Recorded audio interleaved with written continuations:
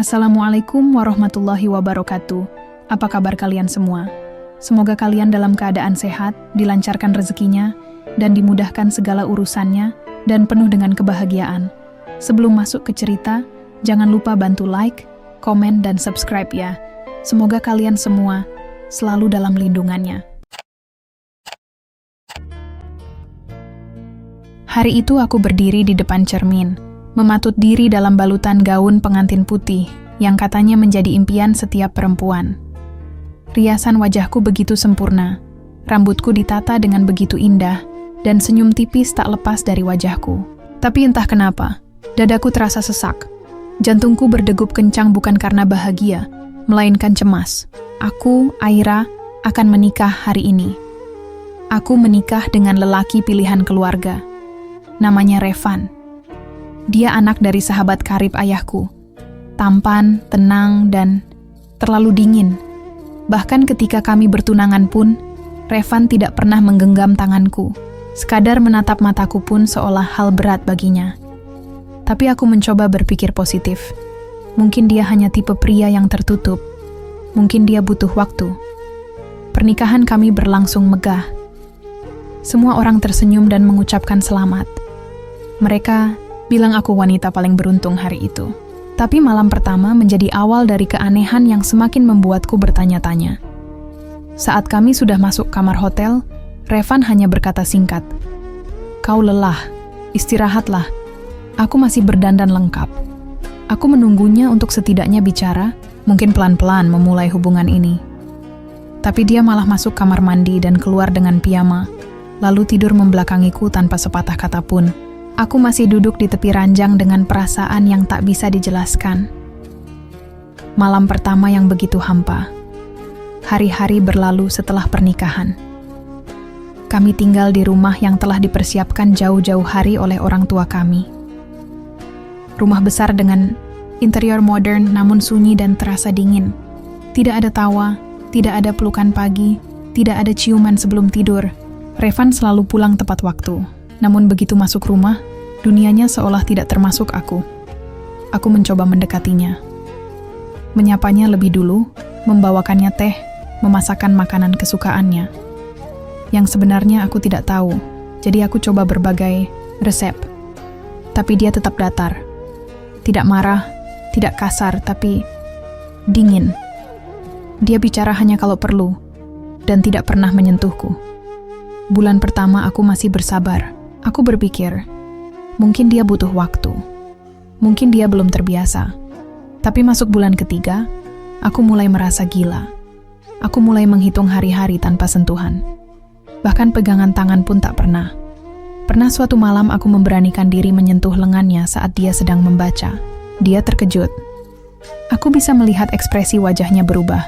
Bukan senang, bukan bergairah, tapi seolah tersinggung. "Ada apa?" tanyanya datar.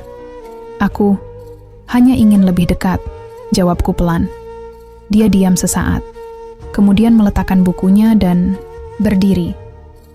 "Kau terlalu berharap sesuatu yang tidak seharusnya, Aira," katanya pelan tapi tajam, lalu masuk ke kamar dan mengunci pintu. Aku menangis malam itu. Aku tidak mengerti. Kami suami istri. Bukankah hal itu wajar? Tapi kenapa dia selalu menjauh? Aku tidak berani menceritakan pada siapapun. Ibuku selalu bertanya, "Sudah isi?" Dan aku hanya bisa tersenyum kaku, menjawab, "Belum, mungkin belum rezeki." Setiap malam aku bertanya pada Tuhan, apakah aku tidak cukup cantik? Apakah ada yang salah dengan diriku? Aku berdiri di depan cermin berulang kali, melihat wajah dan tubuhku, mencari cacat yang mungkin membuat suamiku tak tertarik. Tapi aku tidak menemukannya. Yang kutemukan hanya mata sembab dan keputusasaan. Sampai suatu hari aku mulai curiga. Revan terlalu sering keluar rumah akhir-akhir ini. Alasannya selalu ada urusan kantor. Meskipun aku tahu kantor tempatnya bekerja tidak sesibuk itu. Aku mulai merasa ada sesuatu yang disembunyikan. Maka diam-diam, aku mulai mengamati geraknya. Aku bukan detektif, tapi naluri seorang istri cukup tajam. Suatu malam, dia pulang lebih larut dari biasanya. Kali ini dia bahkan lupa menyembunyikan aroma parfum di bajunya, parfum yang tidak pernah kupakai, parfum wanita. Aku tidak langsung menegurnya malam itu. Aku hanya diam, tapi hatiku gemetar. Esoknya, aku menyiapkan makan pagi seperti biasa. Aku duduk di hadapannya dan mencoba menatap matanya. "Revan," panggilku pelan. Dia mengangkat wajah. Ada yang ingin aku tanyakan. Apa kau? Mencintaiku?" Dia terdiam beberapa saat. Pandangannya tidak menatapku langsung. Kemudian dia menjawab, "Aira, kau perempuan baik, tapi..." Desaku dengan suara hampir bergetar. Dia menarik napas panjang, lalu mengalihkan pandangan ke jendela. "Aku menikahimu karena permintaan ayah.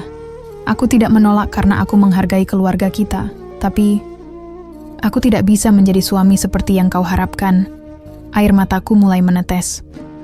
"Apa maksudmu? Kau punya orang lain?" Dia menatapku akhirnya. Matanya sayu, tapi tidak ada penyesalan di sana.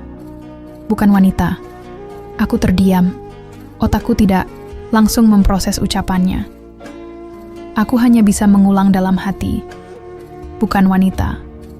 Bukan wanita." Sampai akhirnya aku menyadari arti dari kata-kata itu. Mataku melebar, bibirku gemetar. "Kau, Revan, apa maksudmu?" "Aku tidak menyukai perempuan, Aira." Dunia serasa runtuh. Dadaku seperti dipukul keras. Semua kejanggalan itu tiba-tiba menjadi jelas. Malam pertama yang hampa, sikap dinginnya, bahkan kalimat-kalimat samar yang dulu kuanggap hanya bentuk kecanggungan. Aku tidak tahu harus tertawa atau menangis. "Kau gay?" Dia mengangguk perlahan. "Maaf." Itu saja yang dia katakan. "Maaf." Aku bangkit dari meja makan. Tidak tahu harus kemana. Tubuhku lemas. Aku masuk ke kamar, mengunci diri, dan menangis sejadi-jadinya. Ini lebih menyakitkan dari pengkhianatan. Karena aku merasa dipakai. Pernikahan ini hanya topeng.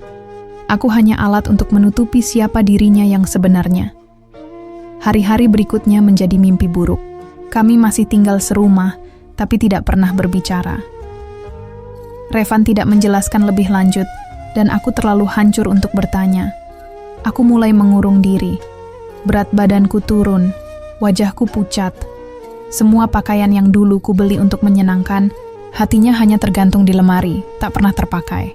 Suatu hari, sahabatku, Nita, datang menjenguk tanpa pemberitahuan. Dia kaget melihat kondisiku. "Kau sakit?" tanyanya. Aku tersenyum pahit. "Tidak, cuma lelah." Tapi Nita bukan orang bodoh. Dia melihat mataku yang bengkak, suara yang gemetar, dan akhirnya mendesakku bercerita. Awalnya aku menolak. Tapi, akhirnya semua tumpah. Aku menangis di pelukannya, seperti anak kecil yang kehilangan arah. Dan dari situlah semuanya berubah. Aku tidak ingin melanjutkan hidup dalam kebohongan. Aku ingin menyelamatkan diriku sendiri. Tapi aku tidak tahu harus mulai dari mana. Revan masih bersikeras agar kami tetap terlihat baik-baik saja di mata keluarga. "Demi nama baik," katanya. Tapi apa arti nama baik kalau hidupku hancur? Suatu malam, saat aku sedang duduk sendirian di ruang tamu, Revan datang. Dia duduk di seberangku, dan untuk pertama kalinya setelah sekian lama, dia bicara dengan tenang. "Aku tahu ini tidak adil buatmu, Aira, tapi aku belum siap terbuka. Aku takut semua orang menjauhiku, membenciku. Aku tidak ingin mengecewakan ayah." Aku menatapnya. "Lalu bagaimana denganku? Hidupku? Masa depanku?" Dia terdiam. "Kita bisa hidup seperti ini, tanpa keterikatan fisik. Kita tetap bisa menjalani hidup masing-masing." Aku tertawa, tapi pahit. "Kau pikir aku robot? Aku juga manusia, Revan. Aku juga ingin dicintai. Aku ingin menjadi istri, bukan sekadar boneka di rumah ini." Malam itu aku tidur dengan keputusan yang belum pernah sekuat ini dalam hidupku. Aku akan pergi. Aku akan menyelamatkan diriku. Dan itu awal dari babak baru. babak di mana aku mulai mencari kembali siapa diriku tanpa Revan. Tapi jalan ke sana tidak semudah yang kupikirkan. Keesokan paginya aku bangun lebih awal dari biasanya. Langit masih kelabu, kabut masih menggantung di jendela. Untuk pertama kalinya sejak menikah, aku memberanikan diri membuka koper yang sejak dulu kusimpan di lemari bawah. Koper yang dulu kubawa saat pertama pindah ke rumah ini, yang selama ini tak pernah benar-benar kugunakan. Tanganku gemetar saat mengambil beberapa potong baju, melipatnya pelan sambil menahan isak yang mulai naik ke tenggorokan. Setiap helai baju seakan membawa kenangan, bukan kenangan indah, tapi kebisuan panjang yang membekas dalam luka. Aku berjalan ke kamar mandi, menatap wajahku yang pucat di cermin. "Kau harus pergi," bisikku pada pantulan diriku sendiri. "Kalau tidak sekarang, kau akan hancur." Tapi saat aku hendak keluar kamar, suara Revan terdengar dari arah tangga. "Kau mau kemana?" Aku menoleh. Dia berdiri di sana, dengan tatapan waspada namun tenang, seperti seseorang yang tahu badai akan datang, tapi tak punya tenaga untuk menghentikannya. "Aku akan pergi," jawabku lirih. Dia berjalan pelan menuruni tangga, lalu berhenti, beberapa meter dariku. "Apa kau yakin?" Aku menatapnya tajam, lebih kuat dari sebelumnya. Aku tidak bisa terus tinggal di sini, pura-pura menjadi istri dari seorang pria yang tidak pernah mencintaiku, yang bahkan tidak bisa menyentuhku tanpa merasa jijik. Revan menunduk. Dia tak membantah, tak menyangkal. Aku sudah cukup menderita. "Revan," lanjutku, suaraku mulai meninggi. "Aku sudah mencoba bertahan, memberi waktu. Tapi kau bahkan tak pernah mencoba mengenalku. Aku ini istrimu, tapi kau perlakukan aku seperti tamu tak diundang." Tiba-tiba suara pecah. Air mataku jatuh. Aku tak bisa menahannya lagi. Aku menangis setiap malam. Aku bertanya-tanya apa yang salah denganku. "Kau tahu bagaimana rasanya menjadi wanita yang tidak diinginkan oleh suaminya sendiri?" Revan terdiam. Matanya mulai berkaca-kaca, tapi dia tetap tak mendekat. "Aku tahu ini sulit bagimu," katanya pelan. "Tapi kau juga tahu ini tidak mudah bagiku. Aku tumbuh dalam keluarga yang menuntut kesempurnaan. Aku harus jadi anak kebanggaan. Aku tidak pernah diberi ruang untuk jadi diriku sendiri. Lalu kau korbankan aku, potongku cepat. Hidupku bukan tameng untuk rahasiamu. Kau menikahiku bukan karena cinta, tapi karena takut. Dan sekarang, aku yang harus menanggung akibatnya." Aku memalingkan wajah dan berjalan ke pintu. Tapi sebelum aku membuka gagang, Revan berkata sesuatu yang membuat langkahku terhenti. Dia bernama Juno. Aku terdiam. Nama itu terasa asing namun anehnya menusuk. "Siapa?" tanyaku tanpa menoleh. "Orang yang aku cintai." Aku tertawa kecil. "Pahit. Jadi kau sudah mencintai orang lain saat menikahiku?" Hubungan kami berakhir sebelum pernikahan. Ayahku tahu tentang dia, dan dia mengancam akan menghancurkan hidupku kalau aku tidak berubah. Aku membalikkan badan. "Dan dengan berubah, maksudnya menikahi perempuan yang tidak kau cintai?"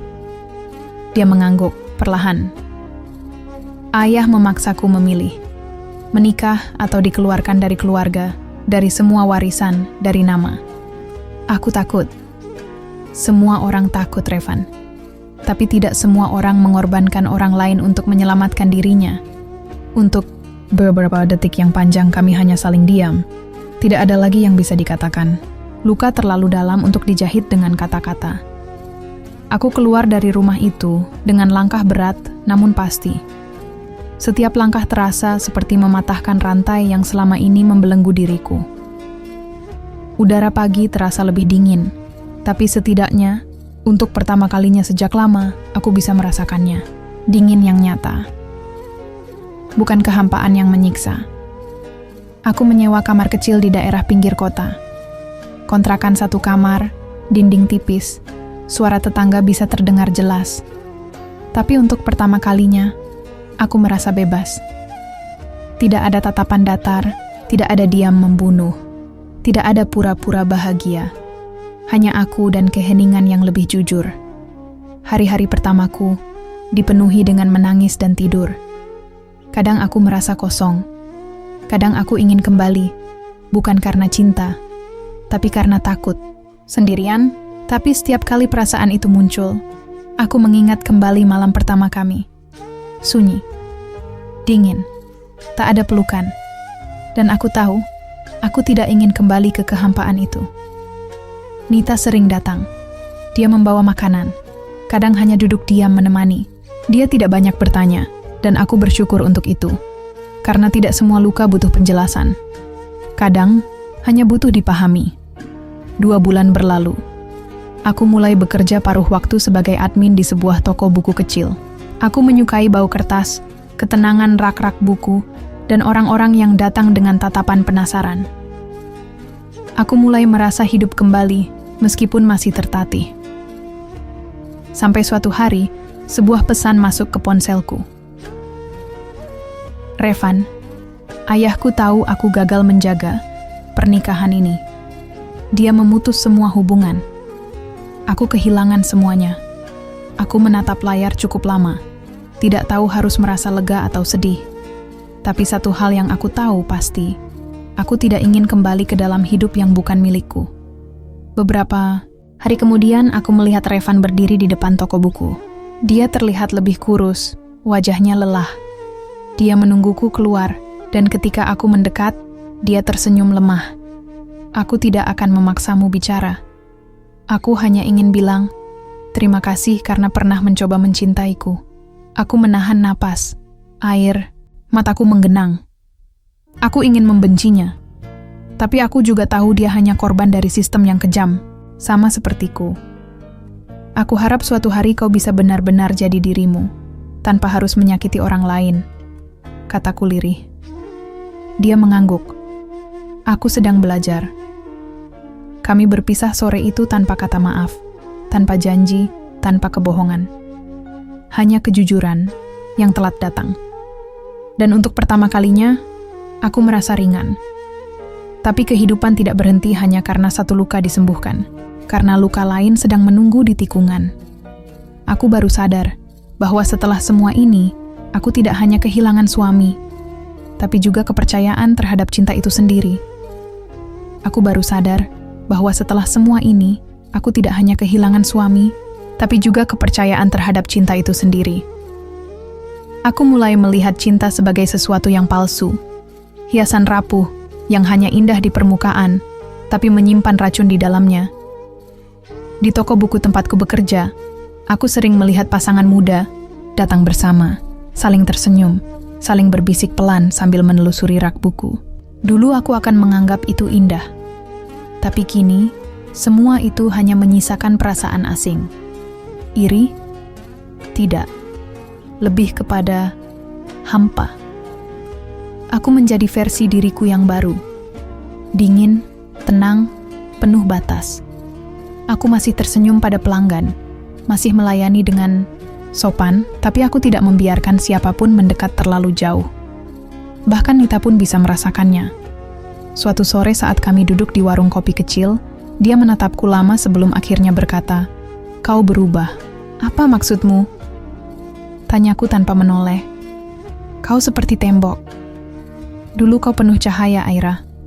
Sekarang, matamu kosong." Aku hanya menghela napas.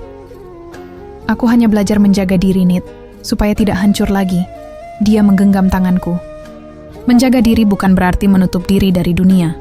Aku tidak menjawab, karena aku tahu dia benar, tapi aku belum siap menerima kebenaran itu. Hingga pada suatu malam, sebuah kejadian kecil mengguncang tembokku yang mulai retak. Seorang pelanggan tetap di toko, seorang pria berusia sekitar 30-an, berkacamata, berperawakan tenang dan sopan, meninggalkan secarik catatan kecil di meja kasir saat aku sibuk merapikan rak. "Buku puisi yang kau rekomendasikan minggu lalu sangat menyentuh. Terima kasih." Nama itu tidak asing. Rehan, namanya, seorang dosen sastra yang sering datang mencari buku-buku lama dan langka. Selalu ramah, tak pernah memaksa, tak pernah terlalu banyak bicara. Tapi catatannya membuat dadaku berdebar dengan cara yang aneh dan asing. Keesokan harinya, dia datang lagi. membawa bunga kering yang diselipkan di halaman buku tua yang ia beli. Ia menyerahkannya padaku sambil tersenyum. Untukmu. Aku tak tahu bunga apa yang kau suka, jadi kupilih yang abadi. Aku menatapnya lama. Bingung harus berkata apa.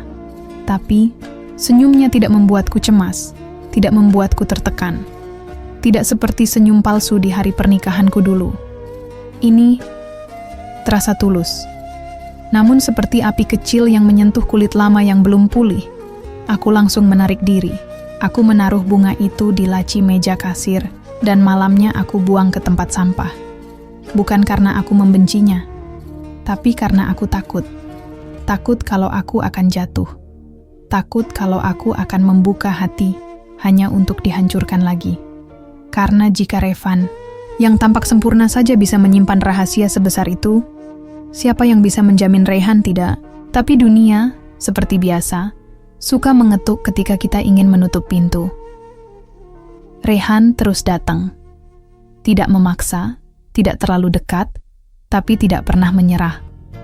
Kadang dia hanya membeli buku tipis yang mungkin tidak benar-benar ia butuhkan, hanya untuk bisa berdiri di kasir dan bertanya, "Kau baik-baik saja hari ini?" Dan aku mulai menantikan pertanyaan itu, meski tidak pernah kujawab jujur. Suatu malam, listrik di kontrakanku padam. Aku duduk di lantai dengan lilin kecil dan secangkir, teh hangat, memeluk lutut dan membiarkan bayangan masa lalu menari di dinding. Saat itulah aku sadar, aku tidak ingin terus hidup dalam ketakutan, tidak ingin terus membiarkan Revan atau bayangannya mengendalikan sisa hidupku.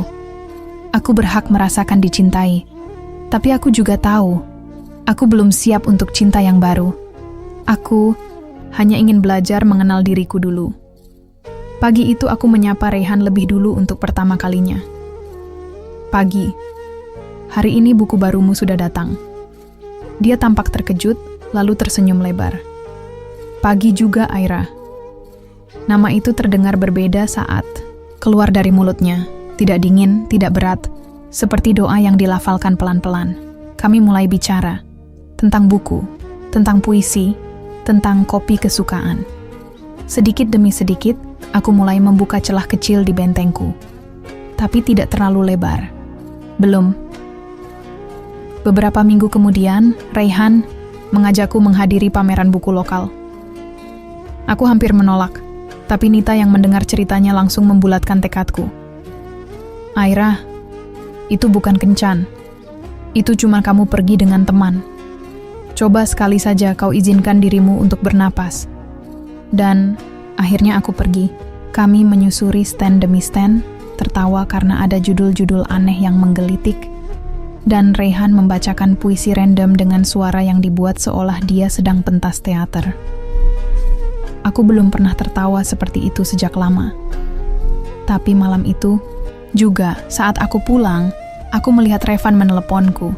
3 kali tidak kuangkat, lalu satu pesan masuk. "Ayahku sakit keras, mungkin kau ingin menjenguknya. Dia menanyakanmu." Untuk beberapa detik, aku menatap layar dengan gemetar. Ada bagian dari diriku yang ingin mengabaikannya, tapi juga ada bagian kecil yang masih merasa terikat. Esoknya, aku memutuskan pergi ke rumah sakit. Saat aku masuk ke ruang rawat, aku melihat sosok lelaki tua yang dulu begitu berwibawa, kini terbaring lemah. Revan duduk di sampingnya. Dia menoleh padaku, dan sejenak waktu terasa berhenti. Aku mendekat. Ayah Revan membuka mata, dan ketika melihatku, dia tersenyum samar. "Aira, terima kasih sudah datang." Aku hanya mengangguk. Aku tidak membencinya, meski aku tahu dia adalah alasan semua ini terjadi. Karena pada akhirnya, semua orang hanya berperang dengan ketakutan mereka sendiri. Sebelum aku pergi, Revan memanggilku. "Aira, aku hanya ingin kau tahu. Aku sudah bertemu Juno lagi." Aku memandangnya tanpa berkata apa-apa. Kali ini, aku tidak akan melepaskannya, apapun risikonya. Aku mengangguk. "Bagus. Aku harap kau benar-benar bahagia kali ini." Kami berdiri dalam diam. Bukan damai, tapi cukup untuk mengakhiri perang. Malam itu, aku berjalan pulang sambil menatap langit yang penuh bintang. Dan entah kenapa, untuk pertama kalinya sejak lama, aku tidak merasa sendirian. Aku masih belum tahu apakah aku akan mencintai lagi. Tapi aku tahu, aku telah memulai langkah menuju penyembuhan. Dan Raihan, dia masih ada. Diam-diam menjadi cahaya kecil di ujung lorong panjangku. Tapi apakah aku akan berani menujunya? Aku belum tahu. Tapi setidaknya, kini aku siap membuka jendela, perlahan, membiarkan angin masuk, dan merasakan bahwa aku masih hidup. Tapi setidaknya, kini aku siap membuka jendela perlahan, membiarkan angin masuk, dan merasakan bahwa aku masih hidup. Sore itu, setelah selesai bekerja, aku duduk di bangku kayu di depan toko, memandangi orang-orang yang lalu lalang. Ada pasangan muda dengan anak kecil yang tertawa sambil menggigit es krim. Ada dua remaja yang saling mendorong sambil bercanda. Dan ada seorang pria yang berdiri di seberang jalan, menatapku dengan senyum yang pelan. Raihan. Dia tidak melambaikan tangan, tidak pula menghampiri. Hanya berdiri di sana, seolah ingin memastikan aku baik-baik saja. Dan entah kenapa, pandangannya terasa seperti pelukan, hangat, tapi tidak mengekang. Aku hampir menangis karena hal sesederhana itu. Beberapa hari setelah pertemuan terakhir dengan Revan dan ayahnya di rumah sakit, pikiranku terus diganggu oleh satu pertanyaan. Apakah aku benar-benar sudah bebas? Atau aku hanya melarikan diri? Dari luka yang belum selesai, pertanyaan itu menghantuiku malam demi malam. Sampai suatu ketika, aku bermimpi tentang hari pernikahanku. Dalam mimpiku, aku berdiri sendiri di altar, memakai gaun putih, tapi tidak ada satupun tamu di sana. Kursi-kursi kosong, musik sunyi, dan Revan tak pernah datang. Aku terbangun dengan napas terengah-engah dan dada sesak, seolah mimpi itu adalah kenyataan yang belum tuntas kuterima. Keesokan paginya aku pergi ke taman kota, duduk di bawah pohon rindang sambil menulis. Sudah lama aku tidak menulis, padahal dulu itu caraku menyembuhkan diri. Aku menulis tentang malam pertama yang sunyi, tentang tatapan Revan yang selalu kosong, tentang bagaimana aku menangis di balik pintu kamar mandi sambil menggenggam handuk, berharap bisa menghapus air mata dan rasa ditolak. Dan untuk pertama kalinya, aku menulis bukan untuk mengutuk, tapi untuk memahami. Saat aku membaca ulang tulisanku, aku menyadari sesuatu yang selama ini tak kusadari. Aku bukan hanya korban Revan, aku juga korban dari ekspektasiku sendiri tentang cinta. Aku terlalu percaya bahwa pernikahan akan menyelamatkanku dari sepi. Padahal kenyataannya, aku belum pernah mengenal diriku sendiri sebelum menjadi istri orang lain. Malam itu, aku menelepon ibuku. Sudah lama aku tidak bicara panjang dengannya, sejak aku memutuskan keluar dari rumah Revan. Ibu, aku ingin minta maaf. Terdengar keheningan di ujung telepon sebelum akhirnya suara ibuku terdengar, berat dan penuh emosi. Kamu nggak perlu minta maaf, nak. Ibu yang harusnya minta maaf, karena waktu itu memaksa kamu menikah dengan pilihan kami. Kami kira Revan anak baik, mapan, keluarga, terpandang. Kami kira itu cukup. Tidak cukup, Bu. Suaraku bergetar. Cinta tidak bisa digantikan dengan latar belakang atau status. Aku hancur, Bu. Tapi aku sedang mencoba bangkit. Tangisan ibuku pecah di seberang. Ibu bangga sama kamu, Aira. Meskipun terlambat, tapi kamu berani keluar dari tempat yang salah. Aku mematikan telepon dengan perasaan yang campur aduk. Ada lega, ada luka lama yang seperti disiram air hangat. Aku tahu, masih banyak hal yang belum selesai. Tapi satu persatu, aku sedang mencoba memperbaikinya. 2 minggu kemudian, Raihan mengajakku ke acara peluncuran buku puisinya. Aku nyaris menolak, tapi kali ini aku melangkah pelan, mengikuti suara hatiku yang tak lagi takut, tapi penasaran. Acara itu sederhana. Hanya ruang kecil dengan puluhan kursi, lilin-lilin di atas meja, dan aroma kopi hitam yang memenuhi udara. Raihan membacakan puisinya Dan saat dia membacakan bait terakhir, matanya mencari mataku di kerumunan. Pada luka yang dulu kutolak, kini kutemui dirimu. Bukan untuk sembuh bersamaku, tapi untuk tahu bahwa kau bisa sembuh tanpaku. Aku menggigit bibir, menahan air mata. Kalimat itu terasa seperti dia menuliskannya untukku. Tapi dia tidak menuntut, tidak meminta balasan. Dia hanya memberi. Setelah acara usai, kami berjalan berdua di bawah lampu jalan. Hening cukup lama, sampai akhirnya dia berkata, "Kau tahu, Aira, aku tidak datang untuk menyelamatkanmu. Aku hanya ingin berada di dekatmu. Kalau suatu saat, kau butuh seseorang untuk mendengarkan." Aku berhenti melangkah, menatapnya dalam gelap. Dan kalau aku tidak pernah siap membuka hati lagi, tanyaku jujur. Dia tersenyum kecil. Aku tetap akan ada. Karena bukan cintamu yang kuincar, tapi kebenaranmu. Jawaban itu menamparku dengan lembut. Karena untuk pertama kalinya, aku bertemu dengan seseorang yang mencintaiku. Tanpa mencoba, memiliki. Aku berjalan pulang malam itu dengan langkah pelan. Bukan karena ragu, tapi karena aku sedang menikmati setiap detik ketenangan yang baru saja kutemukan. Dada ini masih menyimpan trauma. Luka-luka itu belum kering. Tapi kini, aku tidak lagi menutupinya dengan kebohongan atau ketakutan. Aku mulai belajar bahwa bahagia bukan berarti harus bersama seseorang. Kadang, bahagia adalah saat kita bisa berdiri tegak setelah berkali-kali dijatuhkan. Saat kita bisa menatap cermin dan berkata, "Kau cukup, kau pantas." Dan malam itu, sebelum tidur, aku membuka jendela kamar kecilku. Membiarkan angin malam masuk, dan untuk pertama kalinya aku tak takut lagi pada dingin. Dan malam itu, sebelum tidur, aku membuka jendela kamar kecilku. Membiarkan angin malam masuk, dan untuk pertama kalinya, aku tak takut lagi pada dingin. Namun, ketenangan itu rupanya hanya sedang menepi, bukan pergi. Karena 3 hari setelahnya, saat aku sedang menyusun koleksi buku baru di rak belakang toko, seseorang datang membawa masa lalu yang kupikir telah kututup rapat. "Maaf, ini toko milik Aira ya?" Aku menoleh. Seorang perempuan berdiri di ambang pintu, mengenakan blazer hitam dan celana bahan, riasan tipis tapi rapi. Wajahnya asing, tapi sorot matanya menyiratkan sesuatu yang membuat tengkukku dingin. "Aku Aira. Ada yang bisa saya bantu?" Tanyaku hati-hati. Perempuan itu tersenyum, tapi senyumannya bukan senyuman ramah. Ada sesuatu yang tajam tersembunyi di balik bibir itu. "Namaku Della. Aku tunangan Juno." Darahku seolah berhenti mengalir. Nama itu. Nama yang dulu menjadi duri di hatiku. Nama yang menjadi penyebab hancurnya malam pertamaku.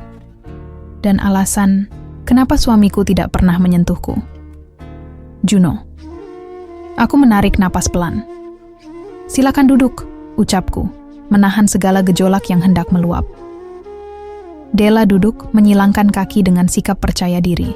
"Aku tahu kamu mantan istri Revan, dan aku tahu kamu pernah hampir jadi iparku." Aku hanya diam. Mataku menatap lurus ke wajahnya, mencoba memahami arah pembicaraannya. Aku tidak datang untuk membuat keributan.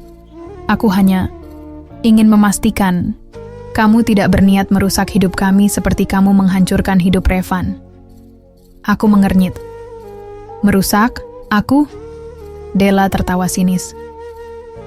"Kau pikir Revan tidak hancur setelah kau tinggalkan? Dia kehilangan keluarga, kehilangan kepercayaan, kehilangan semua rencana masa depannya dengan Juno. Hanya karena kau tak bisa menerima kenyataan bahwa suamimu tak bisa mencintaimu seperti yang kau harapkan." Aku ditipu, Della. Suaraku mulai bergetar. Aku menikah tanpa tahu bahwa suamiku mencintai orang lain, tanpa tahu bahwa aku hanya boneka pelengkap agar dia bisa terus menyembunyikan dirinya. "Tapi dia juga korban," potong Della tajam. "Keluarganya memaksanya menikah. Dia tersiksa, Aira. Tapi kau malah meninggalkannya saat dia mulai terbuka." Aku berdiri. Emosi dalam dadaku menggelegak. Jangan bicara seolah kau tahu semua yang terjadi. Kau tidak ada di sana saat aku menghabiskan malam demi malam tidur sendiri di ranjang pernikahan yang dingin. Kau tidak tahu rasanya ditolak tanpa alasan. Kau tidak tahu bagaimana aku bertanya-tanya setiap hari. Apakah aku tidak cukup layak untuk dicintai? Della berdiri juga, tapi tatapannya lebih lembut sekarang. Aku tidak datang untuk menyakitimu. Tapi aku mohon, jangan mendekati Juno lagi. Dia sudah cukup menderita. Aku menatapnya tajam. Aku tidak pernah mendekatinya. Justru dia yang selalu jadi bayangan di rumah tanggaku. Dan sekarang, aku hanya ingin hidup tenang. Jadi, jangan datang ke sini membawa luka yang bukan aku yang buat. Della tampak terdiam. Ia menatapku sejenak, lalu menghela napas dan pergi tanpa pamit. Langkahnya cepat, seperti seseorang yang takut pada sesuatu yang baru saja ia lihat. Mungkin kekuatan yang tak ia sangka akan ia temukan dalam diriku. Setelah dia pergi, kakiku lemas. Aku duduk di lantai, memeluk lutut, menatap tumpukan buku yang belum sempat kususun. Hatiku seperti diremas, bukan karena Juno, tapi karena kenyataan bahwa meskipun aku telah pergi jauh, masa lalu masih saja mengejarku. Dan orang-orang di sekitarku ikut terkena imbasnya. Malamnya, Rehan datang membawa 2 cangkir kopi. Aku dengar dari Nita, kau bertemu seseorang dari masa lalu. Aku tidak bertanya dari mana Nita tahu. Aku hanya mengambil cangkir kopi itu dan duduk di tangga depan toko. Ya, jawabku pelan. Aku bertemu tunangan Juno. Dia mengira aku masih menyimpan niat untuk merebut kembali seseorang yang bahkan tidak pernah benar-benar menjadi milikku. Rehan duduk di sampingku. Kadang orang lebih mudah menyalahkan orang lain daripada menghadapi rasa takut mereka sendiri. Aku lelah, Rehan. Dia menatapku. Kau tidak sendiri, Aira. Tapi aku tahu, kau kuat. Aku menoleh menatapnya. Jangan terlalu berharap dariku. Aku masih belajar berdiri. Aku tidak menuntut kau berlari, ujarnya pelan. Cukup berjalan. Pelan pun tak apa, asal jangan berhenti. Dan untuk pertama kalinya sejak pernikahanku runtuh, aku bersandar di bahu seseorang. Bukan karena aku lemah, tapi karena aku tahu aku tidak harus kuat setiap saat. Dan di bahu Rehan malam itu, aku biarkan air mataku jatuh. Bukan karena aku hancur, tapi karena aku mulai membangun kembali. Dan di bahu Rehan malam itu, aku biarkan air mataku jatuh. Bukan karena aku hancur, tapi karena aku mulai membangun kembali. Namun, membangun kembali bukan berarti takkan digoyang badai. 2 hari setelah malam itu, Rehan menghilang. Tak ada kabar, tak ada pesan. Nomornya tidak bisa dihubungi, dan kafe, tempat dia biasa membaca puisinya tutup tanpa pemberitahuan. Awalnya aku berusaha mengabaikan keresahan itu. Mungkin dia sibuk, mungkin sedang butuh ruang. Tapi ketika 3 hari berlalu, dan aku mendapati sebuah amplop putih tanpa nama diselipkan, di bawah pintu tokoku, aku tahu badai itu datang lagi. Tanganku gemetar membuka amplop itu. Di dalamnya hanya ada 1 lembar foto dan secarik kertas bertuliskan tangan. Foto itu menampilkan Rehan bersama seseorang yang kukenali baik, Revan. Mereka duduk di sebuah taman kota. Wajah keduanya tampak tegang. Revan mengenakan kemeja putih seperti biasa, dan Rehan terlihat sedang menunjukkan sesuatu dari ponselnya. Di belakang mereka, samar-samar tampak bayangan seorang perempuan. Della. Aku membalik foto itu. Di bagian belakang tertulis, "Kau pikir kau tahu semua? Bahkan Rehan pun bukan seperti yang kau kira." Napas terasa berat, seperti ada batu menekan dadaku. Rehan berhubungan dengan Revan? Sejak kapan? Untuk apa? Aku ingin membuang kertas itu. Aku ingin menolak semua kemungkinan yang perlahan merayapi pikiranku. Tapi, luka-luka lama mengajarkanku bahwa menolak kenyataan hanya akan memperpanjang derita. Malam itu aku menunggu, di bangku kayu depan toko, sambil memeluk jaket tua dan secangkir teh yang tak lagi hangat. Aku menunggu Rehan, meski tak yakin dia akan datang. Dan saat hampir pukul 11 malam, suara langkah pelan terdengar. Dia datang. Wajahnya pucat, lelah, tapi masih dengan sorot mata yang sama. Mata yang dulu membuatku merasa aman.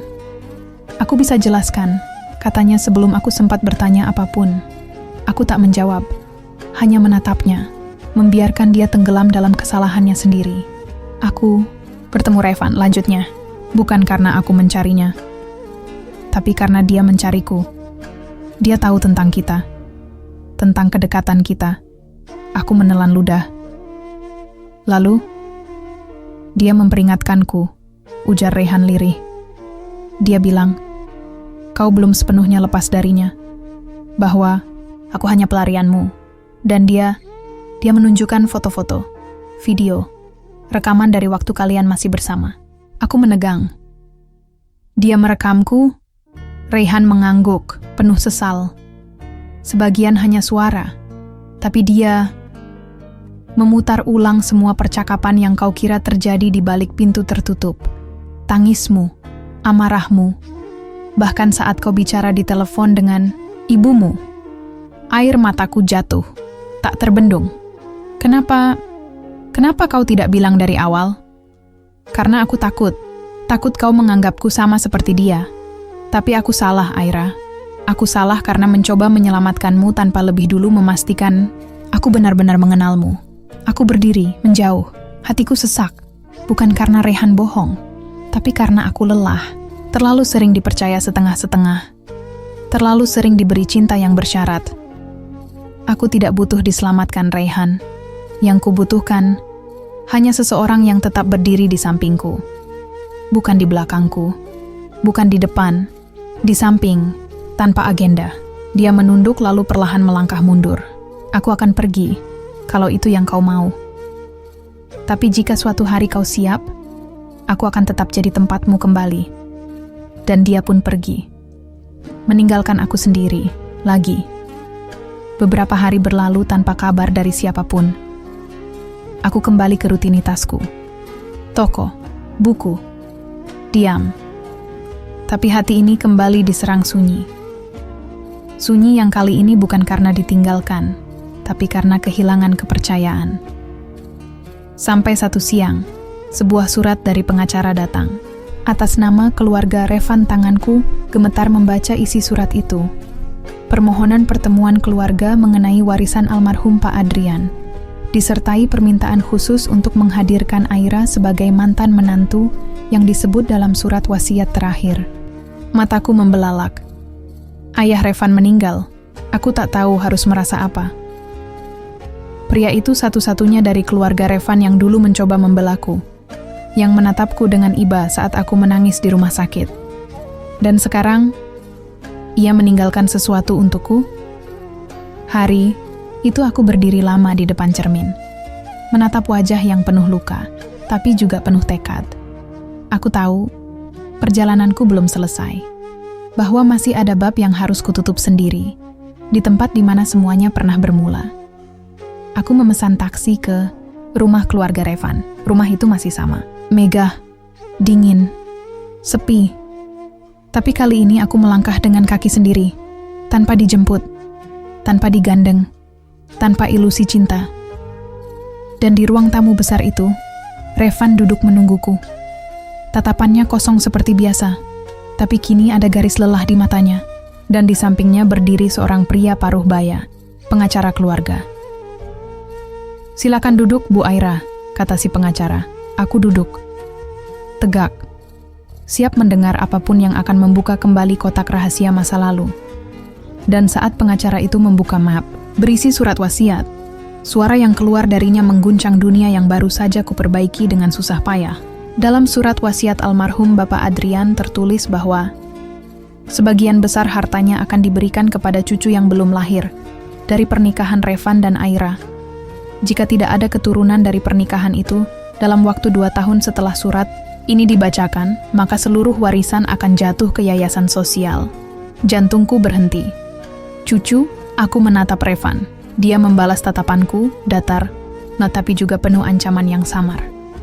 Dan saat aku hendak membuka mulut, dia berkata pelan, "Jadi sekarang kau mengerti kenapa dulu aku tak pernah menyentuhmu?